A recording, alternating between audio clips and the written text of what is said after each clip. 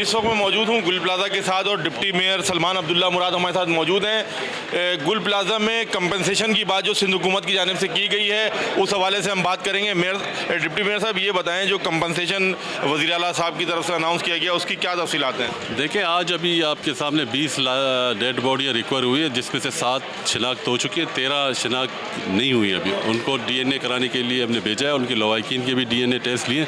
तो इंशाअल्लाह ताला जो भी होगा आवाम के साथ शेयर करेंगे। रेस्क्यू का काम जा रही है, एक बिल्डिंग तो क्लियर करार दी गई है, दूसरे पे काम चल रहा है, तो इंशाअल्लाह ताला जल्द से जल्द इस पर काम करेंगे। इसमें इतना बड़ा सानिया हुआ है, इसमें ये भी बात देखने में आ रही है कि कुछ ऐसे अनासर भी हैं जो कंपनसेशन के लिए जाली डेटा भी जमा कराने की कोशिश की गई। जी, अभी ऐसे लोग यहाँ पकड़े गए ना, हमने रिकवरी की है और इनको पकड़ने के लिए कोशिश की है। और इनको ऐसे हमें शहरियों को भी एहसास करना चाहिए, ऐसे लोग मुतासरीन के साथ हम ज़्यादती ना करें।